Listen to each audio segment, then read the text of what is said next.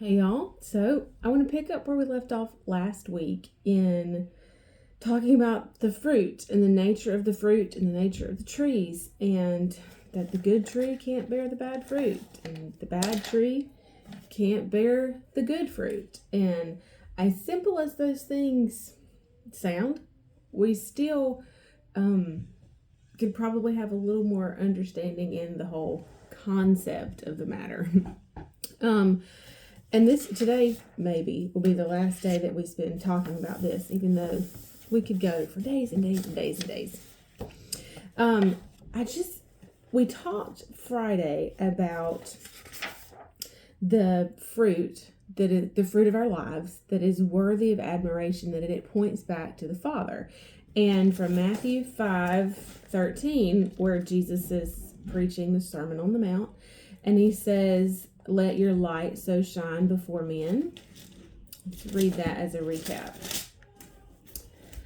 "So that they may see your moral excellence, praiseworthy, noble, and good deeds, and recognize and honor, praise, and glorify your Father in heaven." So the fruit of our lives would point to the Father, and it would be worthy of admiration. Also, that the fruit of our lives would answer the purpose for which it was created. That fruit would supply needs of the kingdom for which it was created. From the beginning of time, right? From the beginning of God putting Adam and Eve in the garden, and then the fall where they chose to listen to the voice of the enemy rather than the voice of the Father. Since that time, God has been trying to teach us the difference between good and evil, blessing and cursing. And so he's been trying to get us there so that we can again be fruitful. Why do we need to be fruitful? So that we can answer, so that we can provide the need for which the purpose, to answer the purpose for which those things were created, so that we can fill a need and fill a void with fruit. We are to be fruitful. That's why when he gave the command in Genesis, he said, "Be fruitful, multiply, and fill up the earth." Not just with people, but to take the garden to cover the earth.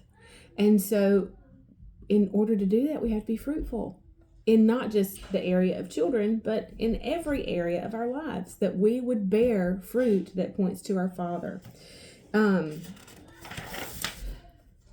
We talked about the good of the tree on Friday, and the good tree and the bad tree. We also talked about that sapros. Again, my Greek is not great. The corrupt tree, the sapros tree, is unfit for use, worthless, and of poor quality. And that the sapros tree produces poneros fruit, which the fruit is bad, of a bad nature or condition. Okay, so we have the sapros tree, which produces the poneros fruit.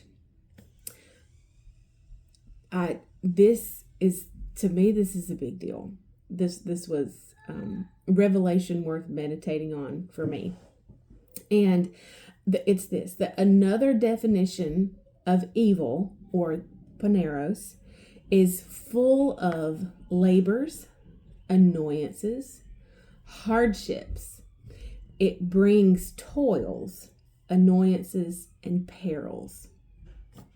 Now, this is where all of it ties back into Genesis, because toils, now that's a key word, if not for you, for me, in all of my study, because that's what God says to Adam. See, he said to Adam in Genesis 3:17, and to Adam he says, "Because you have listened and given heed." So again, how in the world did we get here from Psalm 1? He tells us in Psalm 1:1, blessed is the one who does not, right? Blessed is the one who does not do all of these things. walk and lives not in the counsel of the ungodly, following or listening to their advice, their plans and purposes, nor stands submissive and inactive in the place where sinners walk, nor sits down to relax and rest where the scornful and the mockers gather. So blessed is the man who walks and lives not listening to the voice of the ungodly, following their advice, their plans and purposes. So God says to Adam in Genesis 3:17, because you have listened and given heed to the voice of your wife and have eaten the tree which I commanded you not to do, because you have given heed to the voice of another, to a counsel of another. And who did Eve listen to? What voice did she listen to? Not the voice of her husband who communicated God's plan, but she took heed and listened to the voice of the enemy.